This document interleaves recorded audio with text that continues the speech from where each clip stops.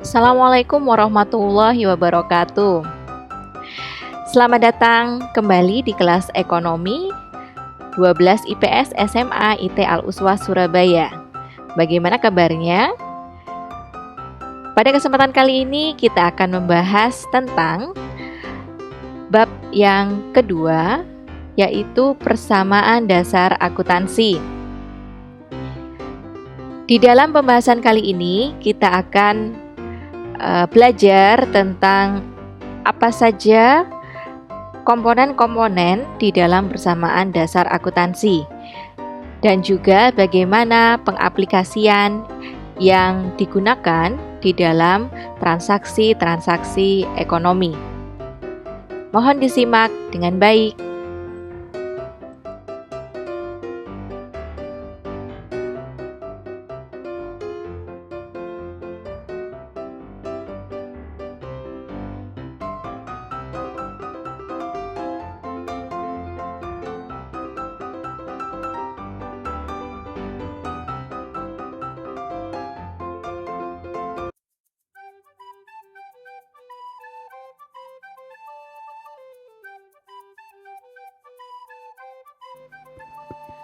Persamaan akuntansi. Perlu kita ketahui bahwa jumlah nilai kekayaan yang dimiliki oleh suatu perusahaan akan selalu sama dengan sumber pembelanjaannya. Nah, kalau ini dibuat secara formal dalam bentuk persamaan, maka akan nampak sebagai berikut. Kekayaan sama dengan sumber pembelanjaan. Soliha, aktiva menunjukkan bentuk kekayaan yang dimiliki oleh perusahaan. Nah, karena ini juga sumber daya bagi perusahaan untuk melakukan usaha, sementara itu sumber pembelanjaan di lain pihak ini menunjukkan siapa yang belanja terhadap kekayaan tadi. Sehingga aktiva ini harus selalu sama dengan sumber pembelanjaan. Oke ya.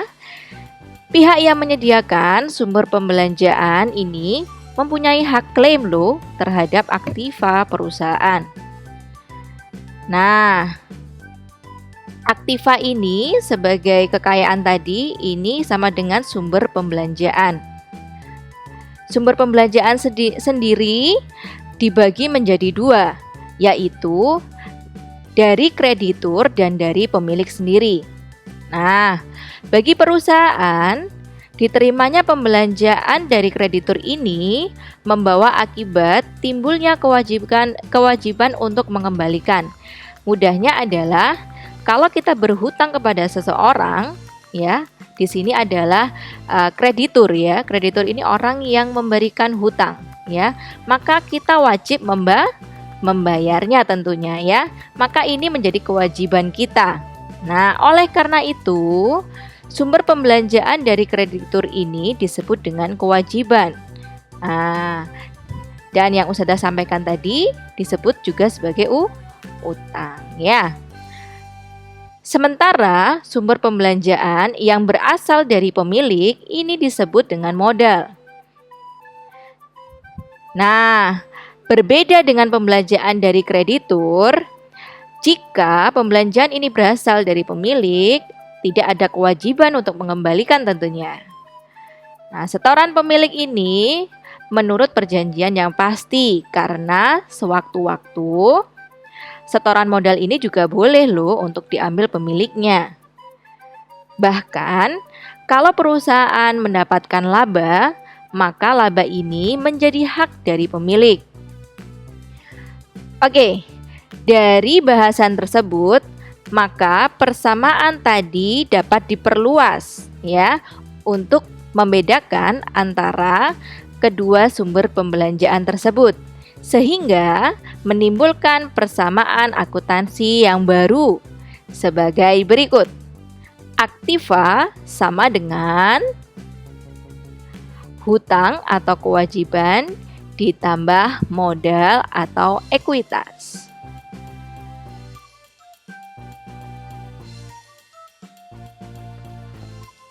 Selanjutnya, kita akan coba untuk mengaplikasikan setiap transaksi atau pencatatannya di dalam persamaan akuntansi. Karena perlu kalian ketahui bahwa setiap transaksi usaha dapat dinyatakan di dalam bentuknya memiliki efek terhadap persamaan akuntansi. Nah, persamaan tersebut dapat digunakan untuk mencatat semua transaksi yang terjadi di dalam perusahaan. Untuk contohnya, saya akan menggunakan model perusahaan jasa. Mohon disimak dengan baik.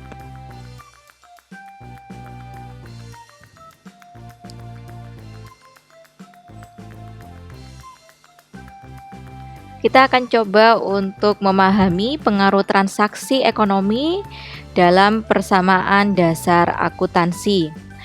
Ada 3 jenis transaksi yang akan menyebabkan perubahan di dalam persamaan dasar akuntansi, yaitu yang mengakibatkan perubahan harta dengan harta, harta dengan hutang, dan harta dengan modal.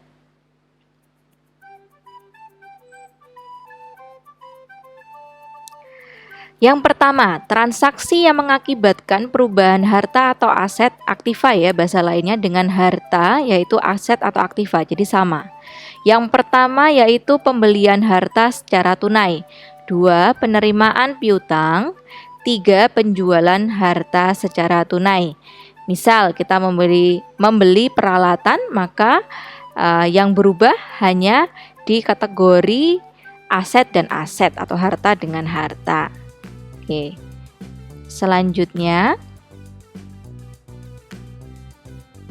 transaksi yang kedua yaitu yang mengakibatkan perubahan harta atau aset aktiva ini ya dengan utang ya, atau kewajiban atau bahasa lainnya pasiva ya, pasiva untuk utang. Yang pertama pembelian harta secara kredit. Ya, beli perlengkapan, beli peralatan pakai kredit ya, atau belum membayar secara tunai. Yang kedua yaitu memperoleh pinjaman dari kreditur ya. Dan yang ketiga membayar utang usaha. Dan yang terakhir transaksi yang mengakibatkan perubahan aset ya dengan modal. Ya, ini pasiva dari ekuitas ya. Yang pertama, investasi yang dilakukan oleh pemilik ini akan menambah modal dan terutama menambah kas ya, biasanya tergantung bentuknya apa, uang atau barang. Yang kedua, memperoleh pendapatan. 3 pengambilan yang dilakukan oleh pemilik mengurangi modal ya. Dan yang keempat adalah pembayaran beban-beban yang akan mengurangi modal dari usaha tersebut. Baik, agar kita lebih memahami ya praktek dari transaksi-transaksi tersebut, kita akan coba untuk mengaplikasikannya ya. Baik, di sini saya sudah menyiapkan contoh aplikasi untuk diterapkan di dalam persamaan dasar akuntansi. Di sini saya menyiapkan contoh soal dari usaha dalam bentuknya perusahaan jasa, yaitu Bengkel Ahmad. Ya, Pak Ahmad ini ceritanya baru memulai usahanya di bulan Juni untuk membuka sebuah bengkel. Ya. Di sini ada 10 transaksi yang terjadi di dalam Bengkel Ahmad. Kemudian kita nanti akan coba aplikasikan di dalam persamaan dasar akuntansi. Di dalam persamaan dasar akuntansi ada aset di sini yaitu aktiva atau harta. Kemudian di sini ada pasivanya, aset sama dengan pasiva, aktiva sama dengan pasiva ya. Di sini ada utang ditambah modal. Oke. Kita coba praktekkan ya.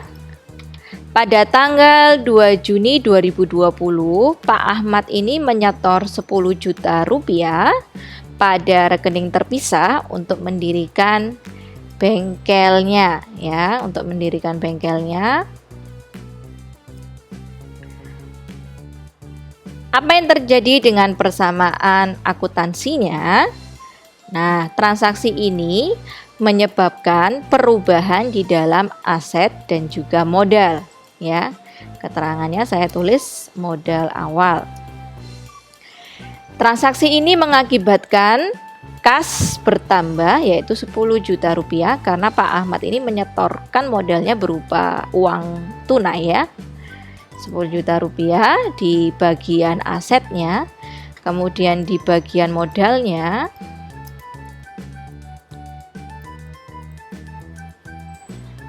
oke, saya betulkan dulu. Kemudian di bagian modalnya juga mengalami pertambahan. Jumlahnya sama, yaitu 10 juta rupiah, ya. Ini dalam satuan rupiah ya semuanya.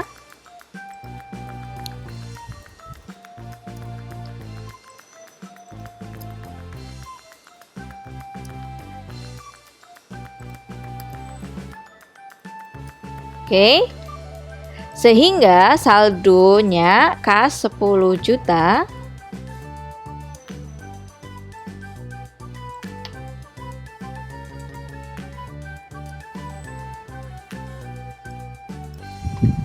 dan modalnya juga 10 juta. Nah, perlu kita perhatikan ya bahwa di dalam persamaan akuntansi ini harus seimbang antara sisi kiri ya, ruas kiri ya, aset ini ya, aktiva ini harus sama dengan pasifanya.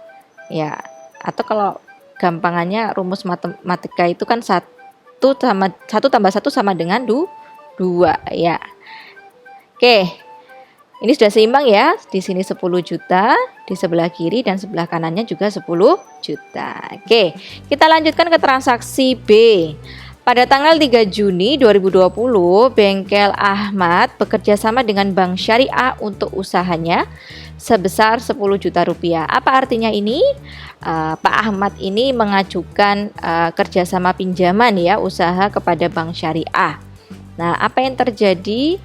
Maka kita catatkan di utang banknya ya. Utang banknya sebesar berapa? 10 juta. Yang bertambah. Apalagi yang bertambah? Yang bertambah adalah kasnya, karena dari bank ini ada uang tunai yang bertambah. Ya, ini kebetulan banknya nggak minta biaya administrasi ya. Biasanya kalau dalam kehidupan sehari-harinya ya, dalam pinjaman ya atau yang berkaitan dengan bank, ini biasanya ada biaya administrasi ya. Sehingga ya di sini saya kasih keterangan Bank Syariah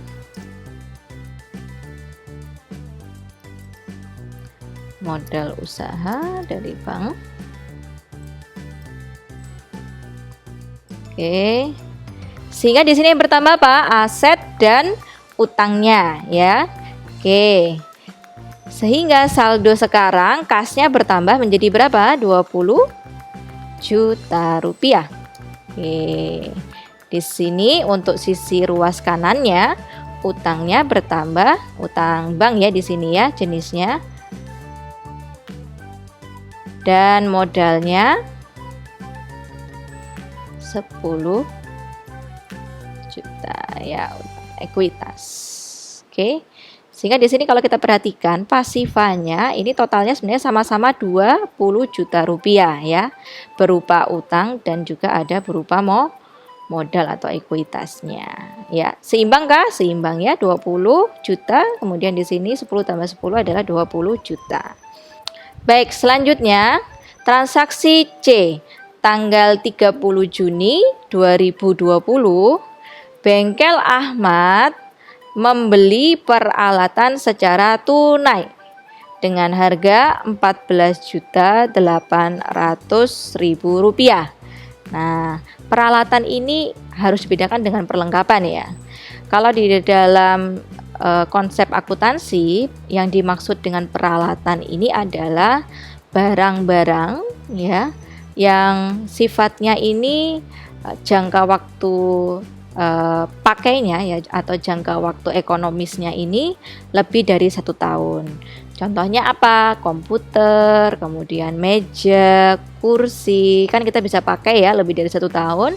Kalau bengkel bisa jadi beli mesin ya, mesin bengkel, kemudian peralatan-peralatan lainnya yang dibutuhkan di dalam suatu bengkel.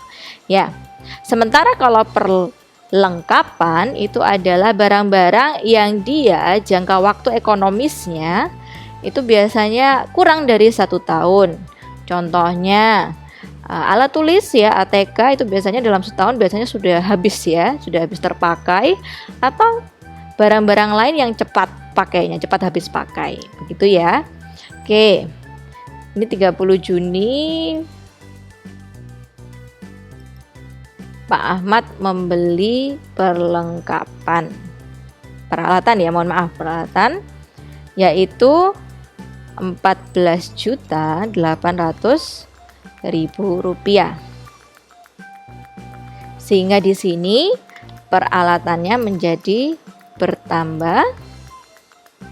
Kemudian peralatan ini dibeli secara tunai apa kredit? Tunai. Kalau tunai berarti kita, Pak Ahmad ini mengeluarkan apa? Uang ya. Uang, sehingga berakibat kasnya menjadi berkurang. Nah, ini adalah transaksi, salah satu transaksi yang dengan contoh mengurangi harta dengan harta ya, ini ya. Transaksi ini menyebabkan perubahan harta dengan harta, aset dengan aset, masih dalam ruas yang sama. Nah, tolong diperhatikan, apabila perubahan ini terjadi di dalam ruas yang sama, maka salah satu transaksinya ini ada sifatnya ada yang menambah, ada yang mengurangi ya. Tapi kalau yang berbeda ruas ya, berbeda ruas seperti transaksi B, kanan dan kirinya harus sama kondisinya, bisa bersama-sama bertambah atau bisa sama-sama berkurang. Oke, baik, kita tuliskan saldonya ya. Kasnya awalnya 20 juta rupiah, kemudian berkurang 14.800.000 rupiah, sehingga total kas yang tersisa adalah 5.200.000 rupiah. Peralatannya menjadi 14.800.000. Utangnya tetap 10 juta. Modalnya adalah 10 juta. Ini saya kasih keterangan pembelian peralatan. Oke. Nah, coba dilihat seimbang kah? Seimbang ya. Di sisi kiri 5.200.000 ditambah 14.800.000, totalnya masih 20 juta rupiah. Di sisi kanannya juga sama 20 juta rupiah. Oke, lanjut ke transaksi D. Transaksi D ini, oke, di sini sudah disebutkan bahwa pada tanggal yang sama bengkel Ahmad ini membeli kredit ya. Secara kredit di toko Bank Ali, ada oli, minyak rem, dan bermacam-macam perlengkapan seharga Rp200.000. Nah, di sini ya, Rp200.000, maka perlengkapannya menjadi bertambah ya. Nah, sekarang perlengkapan ini tadi dibelinya tunai apa kredit? Kredit kan? Nah, kalau kredit berarti yang di sini kita tidak membayar tunai sehingga kasnya tidak berkurang, tapi yang justru bertambah adalah utang dagangnya. Karena Pak Ahmad ini beli perlengkapannya kredit, ngutang ke tokonya Bang Ali, gitu kan ceritanya ya. Nah, sehingga di sini perlengkapannya bertambah 200.000, utang dagangnya bertambah 200.000. Oke. Kita masukkan saldonya kembali. Oke, perlengkapannya bertambah ya.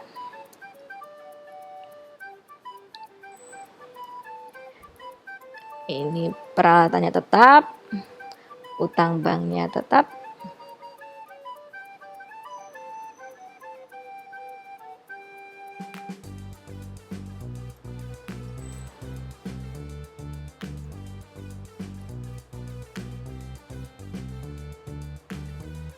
Nah, coba diperhatikan masih seimbang ya. Di sini totalnya 20.200.000, di sini juga totalnya 20.200.000. Ini saya kasih keterangan pembelian perlengkapan secara kredit. Oke. Baik. Berlanjut ke transaksi E ya. Transaksi E pada tanggal 15 Juni 2020, Bengkel Ahmad membayar utangnya ke toko Bank Ali. Sehingga di sini mempengaruhi utang ya. Utangnya menjadi berkurang. Utang apa yang berkurang? Yaitu utang dagangnya ya. Kemudian pasangannya apa? Kas berkurang karena dibayar secara tunai. Oke. Maka di sini saldonya juga akan berubah. Keterangannya ini tadi apa? Bayar utang dagang ke toko Bank Ali. Oke.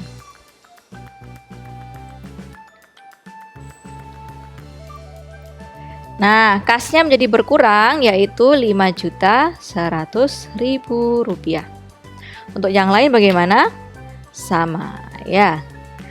Yang perlengkapan peralatan utang bank saldonya sama. Utang dagangnya berkurang menjadi Rp100.000. Modalnya sama, Rp10 juta. Oke. Transaksi F. Pendapatan jasa bengkel yang diterima Bengkel Ahmad sampai dengan 31 Juni 2020 adalah Rp20 juta.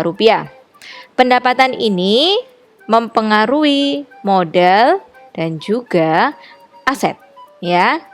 Yaitu mempengaruhi apa? Di aset kasnya bertambah Rp20 juta. Sementara itu di modalnya juga bertambah Rp20 juta. Oke. Nah, kasnya menjadi Rp25.100.000. Modalnya menjadi Rp30 juta. Yang lainnya bagaimana? Yang lainnya sama.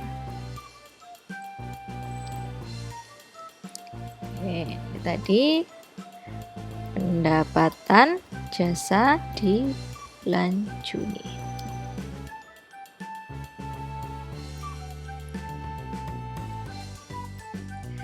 Transaksi G, yaitu transaksi biaya-biaya yang dibayar sampai dengan tanggal 31 Juni 2020. Jumlahnya adalah Rp11.500.000. Nah, transaksi ini adalah transaksi beban-beban.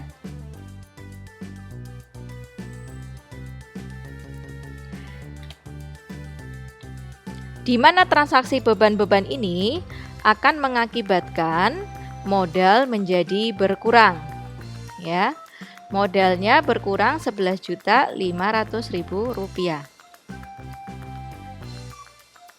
Sementara itu pasangannya adalah kasnya berkurang Rp11.500.000 karena dibayarkannya secara tunai. Kita hitung kembali saldonya. Kasnya sisanya adalah Rp13.600.000. Sementara modalnya menjadi Rp18.500.000. Untuk yang lain sama. Transaksi H, pada tanggal 31 Juni 2020, Bengkel Ahmad membayar cicilan sebesar Rp1 juta dan bagi hasil sebesar Rp50.000. Di sini di awal bulan tadi Ahmad ini kan punya utang ya, bekerja sama dengan Bank Syariah untuk permodalan usahanya ya, sehingga di sini utang banknya bisa menjadi berkurang 1 juta rupiah. Sementara itu kasnya berkurang berapa? Kasnya berkurang 1.050.000 rupiah. Loh, kok bisa? Karena 50.000 ini menjadi beban bagi hasil yang harus dibayarkan Pak Ahmad kepada bank syariahnya. Dan 50.000 ini mengurangi modal. Di sini pembayaran pinjaman dan bagi hasil. Oke. Selanjutnya, untuk transaksi yang terakhir yaitu transaksi I, ini kita jumlahkan kembali ya, saldonya berapa. Untuk kas sisanya berarti tinggal 12.550.000 rupiah. Untuk utang banknya ya, pinjamannya sisanya 9 juta rupiah. Kemudian modalnya bersisa 18.450.000 rupiah. Oke, transaksi I. Pak Ahmad tanggal 31 Juni mengambil uang dari perusahaan sebanyak 200.000 rupiah untuk keperluan pribadinya. Pengambilan ini disebut prive ya, di mana prive ini akan mengurangi modal. Dan mengurangi apa lagi? Mengurangi kas. Nah, oke, kita jumlahkan kembali saldonya. Kasnya sisanya berapa? 12.350.000 rupiah. Untuk utangnya tetap ya, mohon maaf ini yang lainnya saya masukkan dulu angkanya sama. Ini juga sama. Sehingga di sini saldo akhirnya juga sama. Ini utangnya juga sama ya. Nah, modalnya berapa? Modalnya adalah sisanya berapa ini? 18.250.000 rupiah. Nah, agar kita bisa melihat apakah kanan dan kirinya ini sudah benar pemasukan persamaan dasar akuntansinya, ingat persamaan dasar akuntansi adalah aset sama dengan utang ditambah modal, sehingga ruas kiri dan ruas kanan harus sama. Aset totalnya adalah 27.350.000 rupiah, ditambahkan semuanya ya di sini. Nah, sama dengan utang ditambah modal, ini dijumlahkan semuanya, totalnya 27.350.000 rupiah, sehingga sama. Alhamdulillahirabbil alamin. Sekian pembahasan kali ini tentang persamaan dasar akuntansi. Semoga menjadi ilmu yang bermanfaat. Kurang lebihnya mohon maaf. Wassalamualaikum warahmatullahi wabarakatuh. Sampai jumpa di materi selanjutnya.